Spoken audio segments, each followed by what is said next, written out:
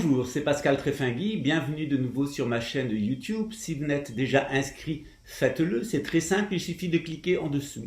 Si vous aimez ce post, après l'avoir vu évidemment, merci de mettre un like ou si cela ne vous a pas plu, merci quand même de mettre un like. N'oubliez pas de laisser un commentaire, quel qu'il soit, parce que cela nous permet d'être référencés d'une meilleure façon sur YouTube et de permettre que ces vidéos soient proposées à un public plus large. Aujourd'hui, nous allons parler de nouveau, dans cette deuxième vidéo, du Christ gnostique. Donc après avoir abordé ce Christ, ce Jésus de l'Église catholique, de l'Église orthodoxe et des églises protestantes, qui semble plus à un Jésus mythologique, un Jésus inventé, tricoté à partir d'un personnage historique dont l'existence ne fait plus de doute actuellement. Les preuves s'accumulent de l'existence historique de Jésus, mais ce Jésus paraît très différent du Jésus qui nous a été vendu par la théologie chrétienne telle qu'elle s'est développée en Occident. Maintenant, nous allons parler du Jésus gnostique, du Jésus tel que le conçoivent les musulmans, tel que le conçoivent les gnostiques chrétiens et d'une certaine façon, tel que le conçoivent les juifs. Qu'est-ce qui distingue ce Jésus gnostique du Jésus théologique? Tout simplement, nous avons rappelé que Jésus avait beaucoup de traits communs avec Mithra, le Sol Invictus et d'autres divinités de l'Antiquité, et il semble que, à la recherche de la création d'une nouvelle synarchie, l'élite aristocratique romaine, gréco-égyptienne, se soit laissée tenter par une falsification du personnage de Jésus. Peu importe, puisque cela permettait de créer une société traditionnelle avec sa loi, avec son organisation en caste. Mais il est bien évident que lorsqu'il s'agissait d'avoir une expérience intérieure, une expérience d'amitié avec Jésus et avec Dieu, eh bien cette construction s'avérait, si ce n'est boiteuse, en tout cas inefficace. Et c'est là que les mystiques ont commencé à rencontrer de graves problèmes avec l'Église catholique qui, rappelons-le, a persécuté tous ces mystiques et tous ces saints, tout simplement, avant de les canoniser et après les avoir tués. On retrouve ici une tendance qui est déjà présente dans l'Ancien Testament, qui est de persécuter les prophètes, de les tuer et ensuite de construire sur leur tombe des mausolées vers lesquels on se prosterne. Et Jésus le rappelle aux prêtres du temple, vos pères ont tué tous nos prophètes. Alors tout d'abord, si vous le voulez bien, voyons quel est ce Jésus dans le gnosticisme musulman. Souvent on nous dit, Pascal Malik, il n'y a pas ou Monsieur le Comte quand on est poli, il n'y a pas de Kabbale dans l'islam. Ceci est une invention de votre part. Alors tout simplement, je propose à ces personnes de lire les Illuminations de la Mecque de Ibn Arabi, et que nous dit-il en page 169 de la traduction française? Alors je lis. Cependant, les lettres elles-mêmes, loin d'être des entités premières et simples, sont produites par la rotation et l'interaction d'un nombre précis de sphères célestes, Haflek, parmi toutes celles qui se meuvent concentriquement au sein de la sphère totale ou ultime, Al-Falak Aqsa. La rotation des sphères, en même temps qu'elle engendre les lettres, accouple les qualités physiques, etc. et les qualités spirituelles. Donc on a là une description de sphères qui se meuvent, et entre ces sphères, l'existence de sons qui sont rapportés par les lettres que nous utilisons pour nos écritures, pour transcrire au sacré comme au profane notre propre verbe. Or, c'est là une description complète de ce qu'est la Kabbale dans le judaïsme, c'est-à-dire dans cette tradition judéo-gréco-égyptienne, un ensemble de sphères et un ensemble de lettres qui sont formées par vibration entre ces sphères célestes qui existent non seulement en tant que planètes et astres de notre système solaire, non seulement en tant que sphères zodiacales, ces 13 grands zodiacaux qui nous surplombent, mais aussi à l'intérieur de nous-mêmes. Nos sphères intérieures et nos sons, nos vibrations intérieures. Et dans l'islam, cette grande sphère céleste avec ces sons, c'est ce que l'on appelle la table gardée. Et c'est cette table gardée qui, pour les musulmans, est le prototype du Coran, de la révélation coranique, car en effet, le Coran est une manifestation de la musique des sphères rapportée à l'intériorité de Mohammed et de ceux auxquels il entendait s'adresser.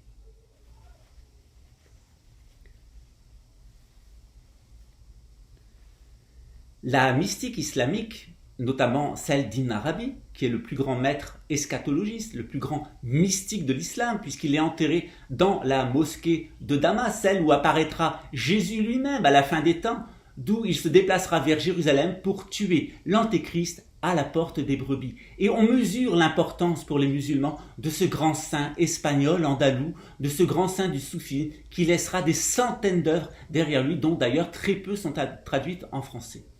Que nous dit Ibn Arabi de ce Jésus gnostique, de ce Jésus des mystiques, de ce Jésus ami et non pas de ce Jésus inventé pour imposer une loi à une société. Non, ce Jésus de l'expérience intérieure. Que nous dit Ibn Arabi? Il nous dit que deux choses s'expriment en lui et vous allez voir donc un certain nombre de panneaux qui vont défiler afin de faciliter les explications. Jésus tout d'abord, il est un être qui vivifie par son souffle. Et en effet, Jésus souffle sur les yeux, souffle sur les plaies, souffle aussi par sa propre présence. Il est une sphère qui émet des sons, des paroles, qui ont ce pouvoir de guérison. Ce pouvoir par lequel Jésus attire à lui les foules, ce pouvoir par lequel il les guérit, ce pouvoir par lequel il les nourrit, véritablement de pain et de poisson. Ce Jésus du souffle de vie, ce Jésus vecteur, porteur de vitalité, nous le rencontrons dès son enfance, nous dit le Coran, où Jésus façonne un petit oiseau d'argile, souffle à l'intérieur et l'oiseau prend vie. Et c'est là tout le mystère de ce don extraordinaire, de ce Verbe créateur que Allah, dans sa magnificence, dans sa bonté, a doté un être humain avec lequel il a une communication intime. Jésus lui-même est pur souffle de Allah, puisque à l'intérieur de la chair de Marie prend chair, ce souffle divin. Allah souffle par l'entremise de l'archange Gabriel, Gebraïl, donc l'ange de la sphère lunaire, dans la chair, le sein de Marie, est né de façon tout à fait miraculeuse cet être Jésus qui est un être rempli de vie, cet être qui donne la vie. Cette vivification par le souffle, elle a aussi un autre aspect qui est la vivification par la connaissance et notamment par la lumière. Et plusieurs fois Jésus se présente lui-même comme la lumière qui vient dans le monde, comme un astre à l'égard du soleil qui vient rayonner son aspect bienfaisant et son aspect de connaissance. Et dans l'islam, dans cette gnostique qui concerne Jésus en tant que Christ, dans l'islam, on trouve donc ces deux aspects. Cet aspect de souffle, cet aspect spirituel d'esprit d'Allah qu'incarne Jésus, se retrouve dans cet homme universel, que d'ailleurs la Kabbale appelle aussi l'Adam Kanman et qui est dans l'islam le Kamil al-Insan. C'est donc cet être universel qui synthétise l'homme dans son intégralité, toutes les humanités et toutes les formes d'êtres humains qui apparaissent donc comme un expire divin. Et d'ailleurs dans la Bible on nous dit que Dieu façonna l'homme d'argile et insuffla sa présence, son souffle à l'intérieur de cette argile pour donner la vie à Adam. De la même façon, alors que Gabriel laissait derrière lui du souffle de sa présence spirituelle, le Samaritain, Al-Samiri, va saisir de cette poussière touchée par l'envoyé, la projeter sur le veau d'or et le faire meugler, ramenant les Égyptiens au culte ancien, au culte égyptien, à ce culte de sédentaires, alors que le propos de Moïse était justement de les amener vers le nouveau culte, le culte du bélier, le culte du sacrifice et de l'agneau, qui fait sortir de la loi du talion, de cette loi de vengeance, de cette loi de choc en retour, par laquelle le sacrifice d'un agneau purifie l'humanité et lui permet de retrouver sa condition première.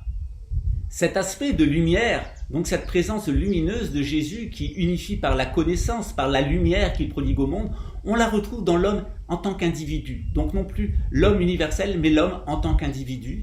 Et que va faire l'homme individu? Eh bien, il a cette possibilité par la connaissance que lui donne Jésus, par la gnose, par cette voie du gnosticisme, de contempler ses propres possibilités en Dieu.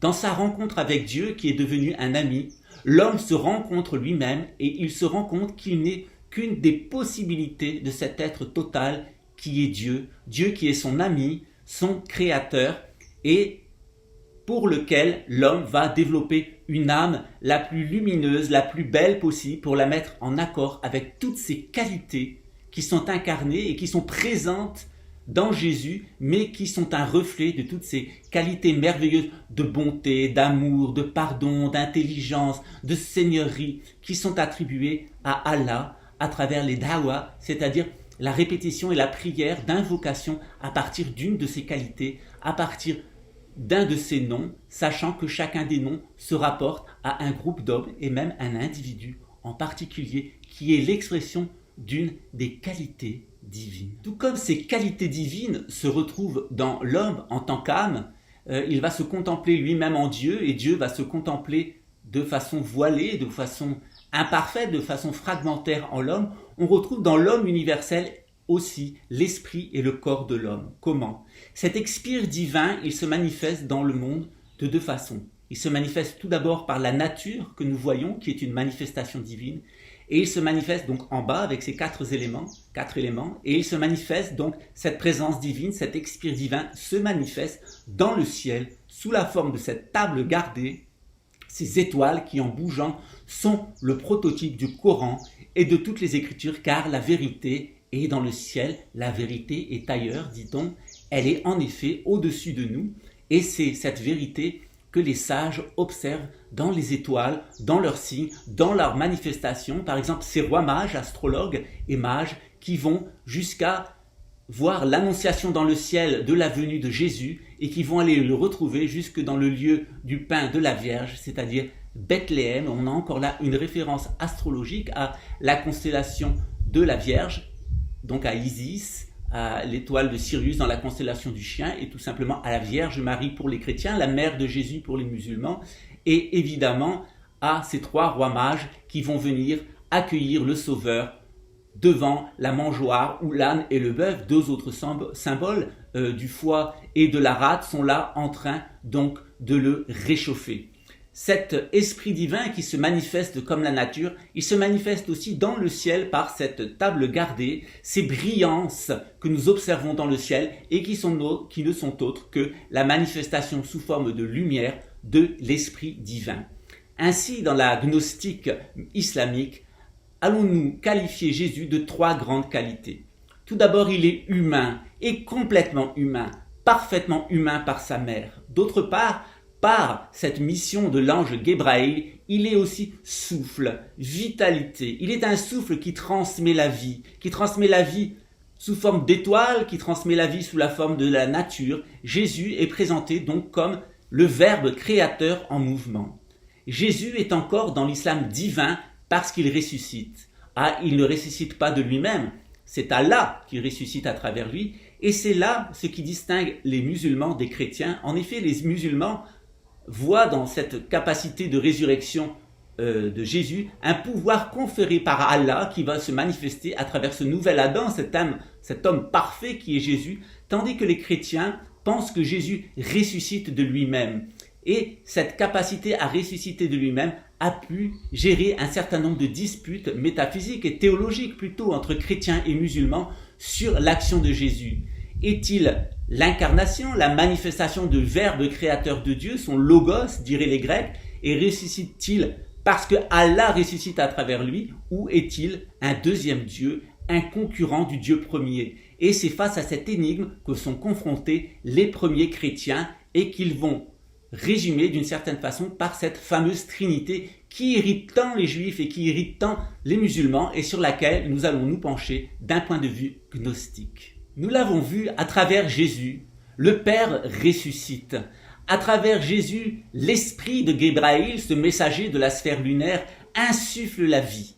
Et en tant que fils de Marie, il est un individu parfait. Or, on retrouve là ce que les chrétiens vont signifier dans leur Trinité. Le Fils, l'Esprit et Allah en tant que Père, en tant que celui qui ressuscite. Bien entendu, on est là dans le domaine théologique et simplement théologique. Et pour les musulmans qui sont tant imprégnés de cette unicité divine, de cette unicité métaphysique où seul Dieu existe à travers ses créatures, poser Jésus en deuxième Dieu, en concurrent, a pu faire rencontrer un certain nombre de difficultés. Elles sont d'ailleurs réglées au Coran, donc dans la sourate numéro 5, au verset 115 ou 118, où Allah met les choses au clair avec Jésus et Marie. Et la question leur est posée.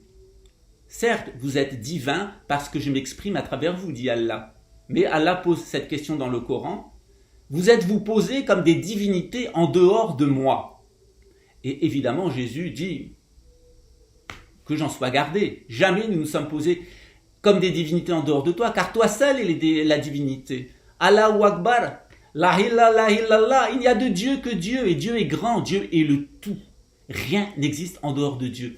Et Jésus et Marie ne peuvent être des divinités en dehors d'Allah, parce que seul Allah, seul Dieu est la divinité. Et c'est là la difficulté de communication entre ces chrétiens qui ont tendance à voir en Jésus et Marie des divinités, des sortes d'alter ego de Dieu, et les musulmans qui sont imprégnés, inspirés par cette unicité divine qu'ils rappellent en permanence parce que c'est justement le moyen de ne pas tomber dans la dualité. Dieu est présent partout, même dans le mal qu'il utilise pour faire progresser cette humanité qu'il aime tant.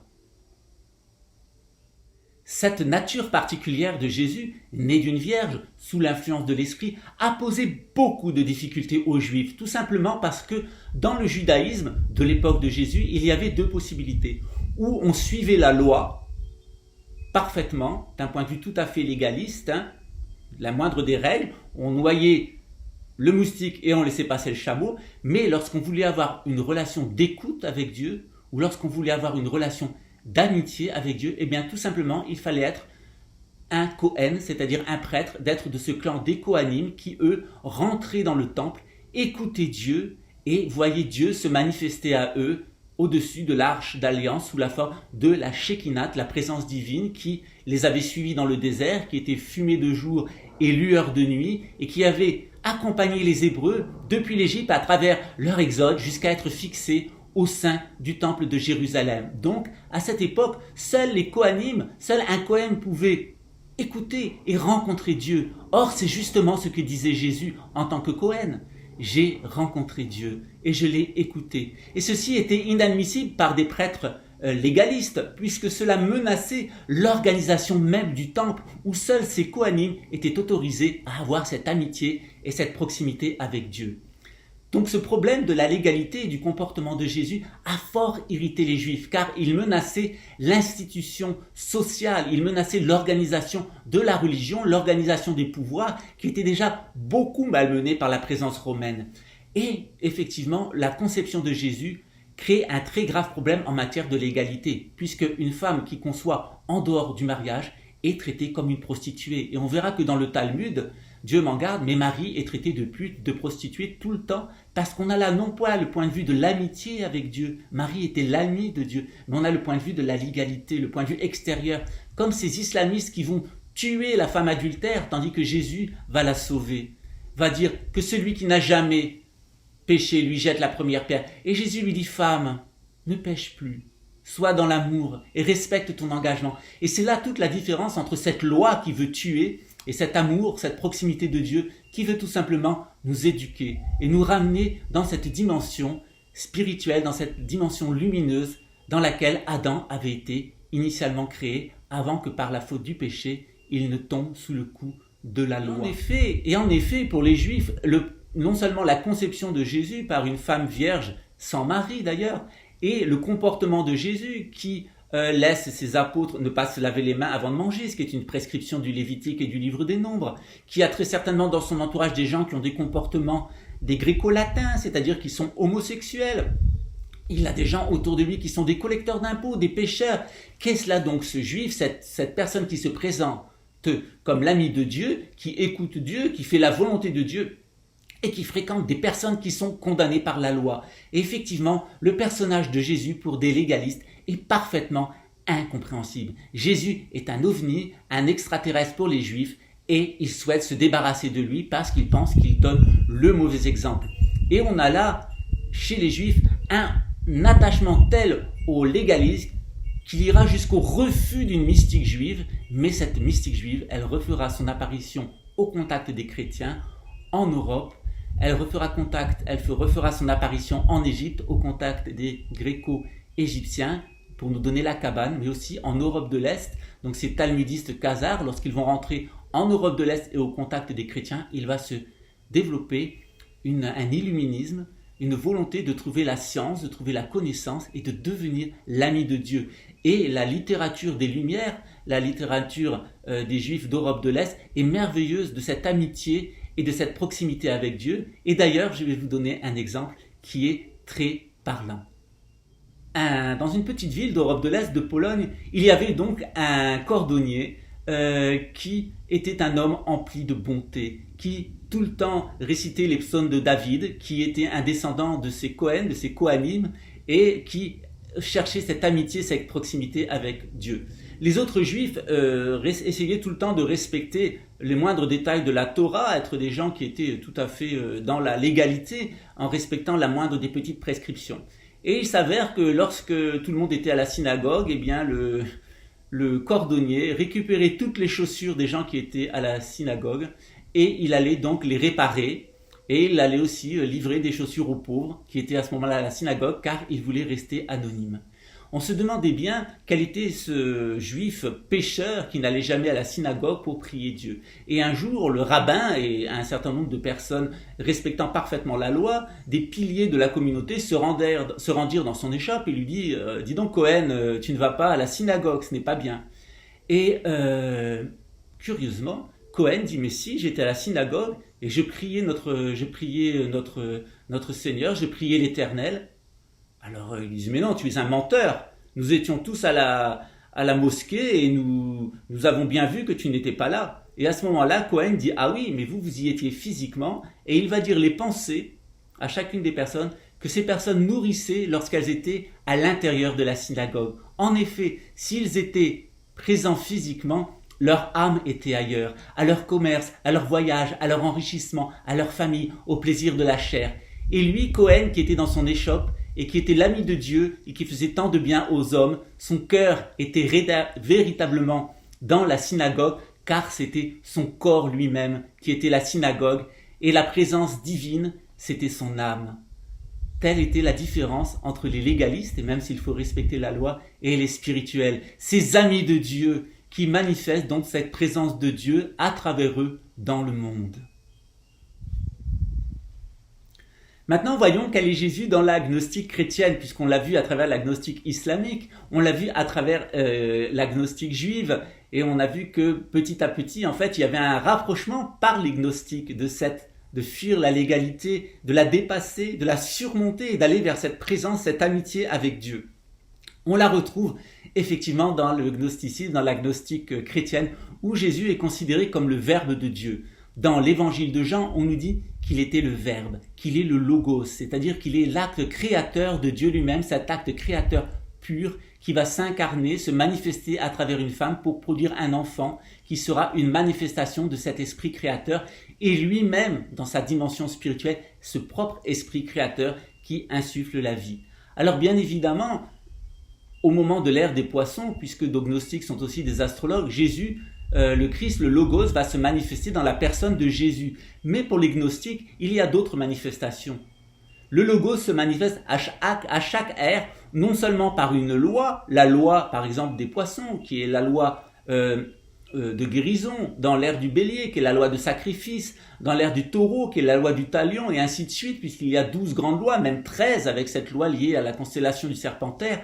Eh bien, tout simplement, il y a ces 12 manifestations, ou 13 manifestations légales, mais il y a aussi 13 fois cette présence du Logos à travers un être humain. Et dans l'ère du poisson, c'est donc Jésus qui manifeste le Logos, un Logos orienté vers la guérison spirituelle de l'humanité, tandis que dans l'ère du Verseau, qui est une ère de purification et de communication, le Logos, le Verbe divin, se manifestera par cette capacité des êtres humains à être en communication entre eux, mais aussi avec tout l'univers, et pourquoi pas des êtres d'autres dimensions, ou des êtres d'autres planètes, d'autres galaxies, d'autres univers, et effectivement de pouvoir y parvenir à travers cette grande purification qu'on retrouve par exemple dans la lame 18 du tarot, qui est liée à la constellation du Verseau, et qui est donc la Lune. Il y a la lame de la Lune, il y a une grande purification, un passage par ce bassin baptismal qui va donner la possibilité à l'humanité de rentrer dans cette loi du Verseau, qui est la loi de communication, cette loi de purification, mais aussi la présence de la divinité qui va directement, le Logos, communiquer avec tous les hommes et aussi purifier tous les hommes. Donc ce Verbe cosmique qui s'est incarné à travers Jésus dans l'ère du poisson, dans l'ère du Verseau, sera une présence universelle, une présence diffuse du Verbe créateur, du Verbe divin, pour nous aider à communiquer de manière bonne, sympathique, amicale les uns avec les autres, et aussi nous purifier des fautes qui ont été commises à la fin de l'ère du poisson. cette vision du logos de Jésus en tant qu'incarnation du logos pour l'ère du poisson, elle va poser un certain nombre de difficultés aux autres chrétiens, notamment les chrétiens catholiques, orthodoxes et protestants, puisque la gnose chrétienne est incompréhensible pour eux, qui refusent l'astrologie. Alors, ce sont des astrologues qui sont venus célébrer la naissance de Jésus, qui le dotent en or, en myrrhe et en encens, qui permettent son voyage vers l'Égypte, et en même temps, on condamne l'astrologie.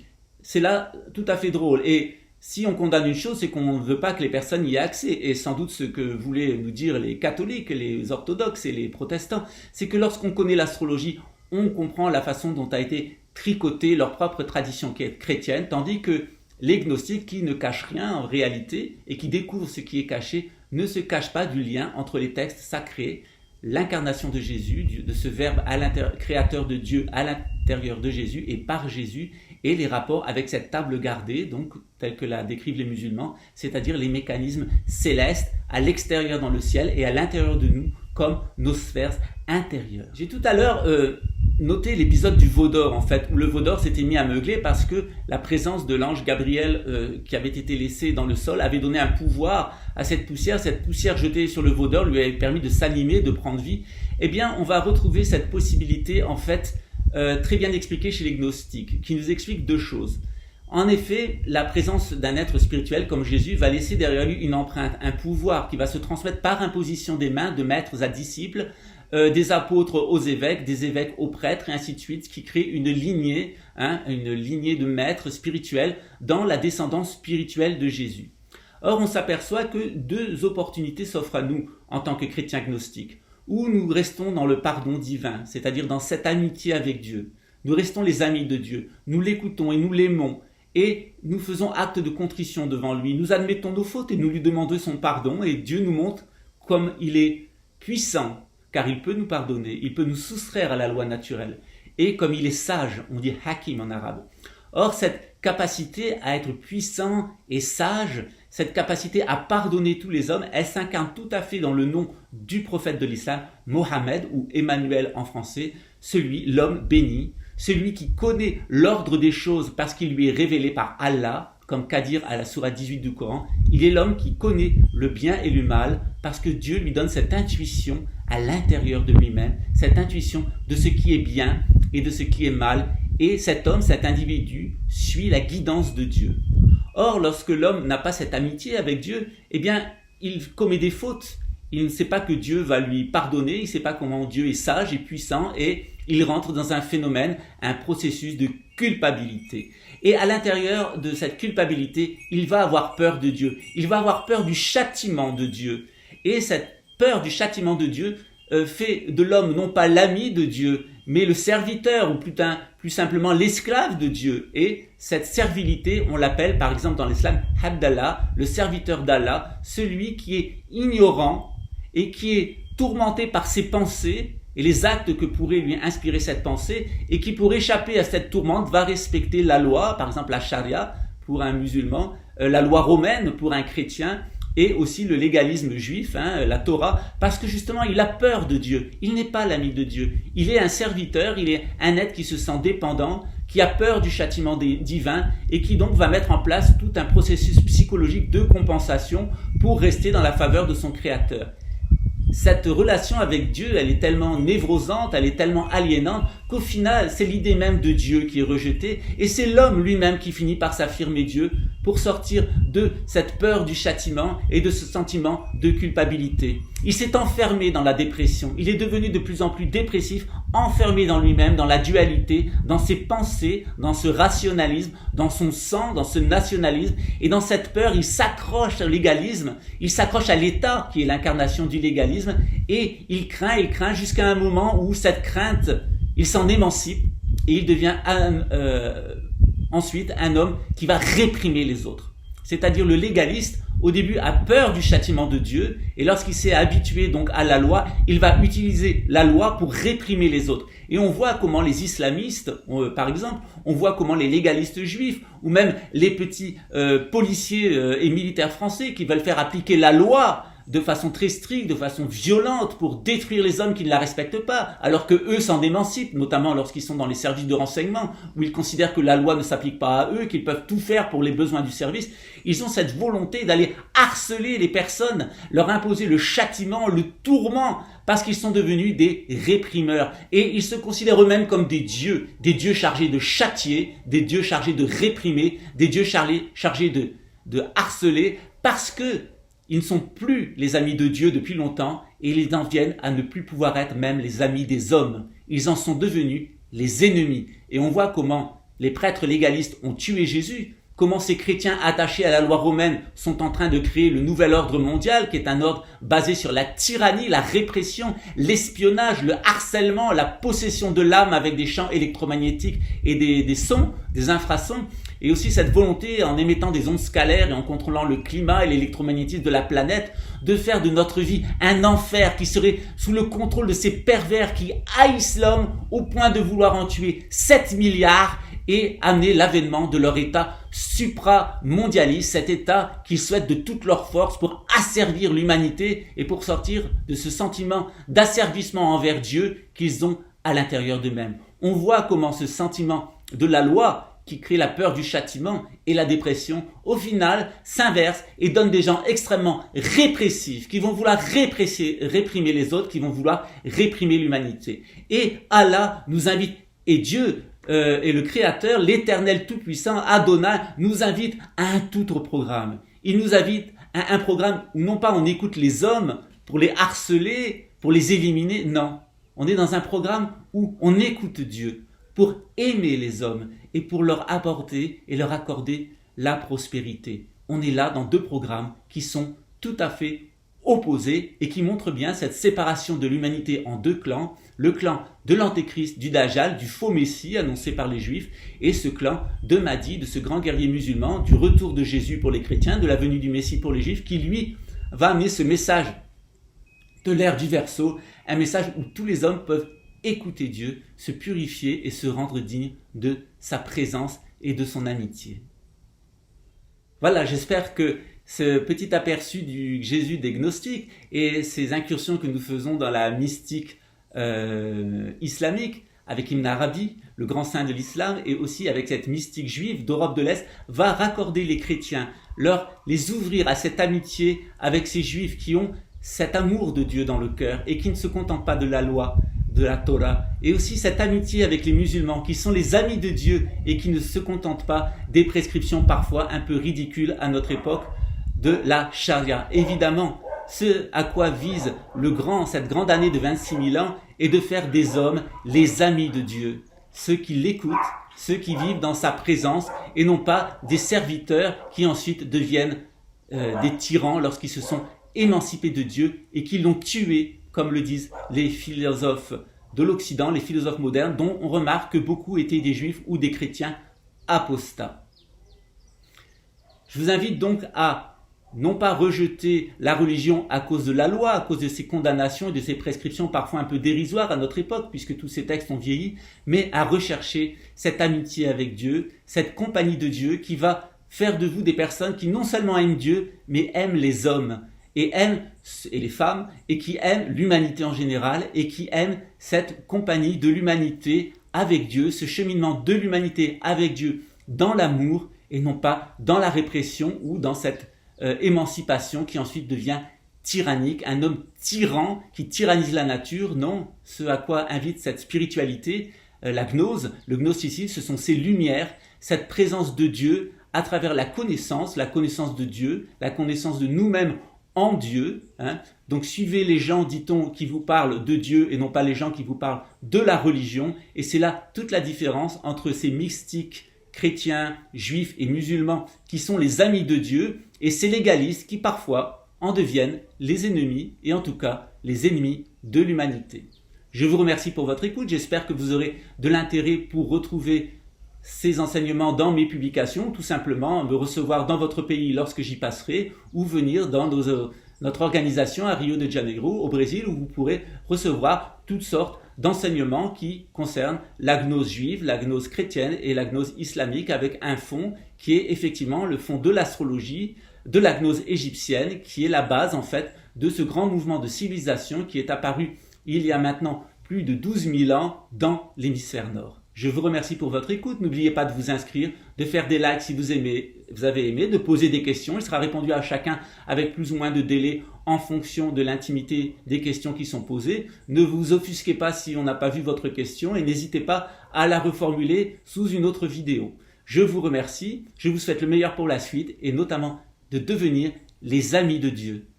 À très bientôt.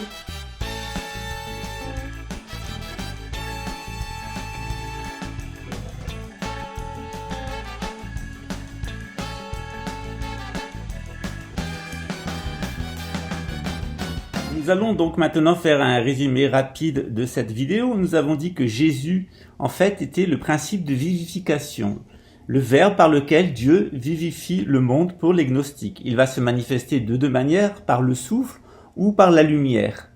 Comment est-ce que Jésus se manifeste par le souffle? Eh bien, il se manifeste en tant qu'homme universel, c'est-à-dire comme celui qui était même avant Adam, avant Abraham. Et les Juifs du temple s'exclament et ne comprennent pas ce qui se passe. Il dit à Jésus, mais tu as pas 30 ans et comment aurais-tu pu être témoin de la naissance d'Adam ou de la naissance d'Abraham? Qu'est-ce là donc ce mystère? Tout simplement parce que Jésus se pose en tant qu'homme universel, l'homme tel qu'il est expiré par Dieu, son expire divin. Cet expire divin, on va le retrouver dans deux domaines. On va le retrouver dans le domaine de la nature, qui est l'expiration de Dieu, l'expiration des qualités de Dieu qui vont donner naissance au corps composé des 4 éléments, l'air, le feu, l'eau et la terre. Et d'autre part, par ce que le Coran appelle la table gardée, qui est principalement le ciel avec ses étoiles et ses constellations en mouvement, et aussi l'intériorité de l'homme, avec ses nerfs subtils, ses sons, qui sont aussi une autre table gardée, donc la table du ciel et la table intérieure qui est propre à l'humanité, à chaque cycle d'humanité. Cette table gardée, elle va donc fonctionner en spirale, en esprit donc, et ce qui donne le terme spiritualité. Donc le souffle divin se manifeste comme un homme universel qui est l'expiration divine, de bonté, avec la nature d'un côté et d'autre part l'être humain dans sa relation avec les étoiles, l'être humain intérieur, le microcosme et l'être humain extérieur, les étoiles qui apparaissent dans le ciel qui sont le macrocosme. De l'autre côté, on s'aperçoit que Jésus non seulement guérit par le souffle et manifeste l'homme dans son prototype universel et donne toute une série d'enseignements, rétablit la nature telle qu'elle est originellement, mais Jésus va aussi vivifier par la lumière. Et il va donc par cette lumière vivifier chaque individu, qui va permettre à chaque individu de se connaître en Dieu et de faire grandir son âme et de faire de cette âme l'ami de Dieu. Deuxième élément que nous avons abordé est qui est Jésus. Donc on avait vu que Jésus était humain par sa mère. Il est donc un être humain composé des 5 éléments, un espace qui est notre corps, donc avec ces 4 éléments à l'intérieur, donc l'air, le feu, l'eau et la terre, qu'on représente par une étoile à 5 branches dans laquelle va s'inscrire l'homme de Léonard de Vinci, l'homme de Vitruve. Évidemment, il s'agit par la mère de Jésus en tant que corps, en tant qu'être humain, mais par l'intervention de l'ange Gabriel dans la naissance miraculeuse, la conception miraculeuse de Jésus. Jésus est aussi un souffle divin que l'on appelle dans la tradition grecque le logos ou en français tout simplement le verbe. Jésus est le verbe créateur divin, ce verbe créateur qui donne naissance donc aux âmes, toutes les âmes humaines qui sont nées du souffle divin, de la bonté divine.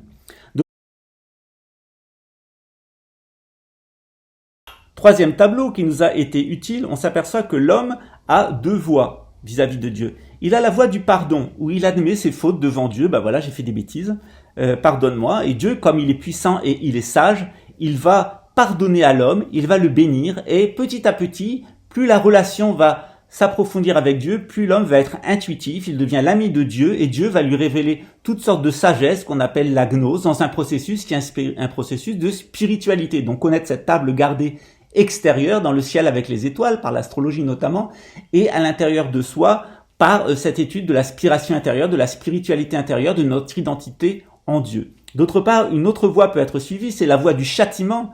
Alors ça, c'est la voie de l'homme qui n'est pas l'ami de Dieu, mais qui est tout simplement son serviteur, qui veut rester dans l'ignorance, enfermé dans ses propres pensées, qui paniqué, va être totalement inquiété par la loi. Alors il va rentrer dans le légalisme, dans la légalité, qu'est-ce qu'il faut faire, qu'est-ce qu'il faut pas faire, puisqu'il n'en a pas l'intuition, et à ce moment-là, il va tomber sous le pouvoir des prêtres et des politiciens qui vont lui dire, et des flics qui vont lui dire ce qu'il doit faire et ce qu'il doit pas faire, ce qui va générer chez lui un très grand sentiment de dépression.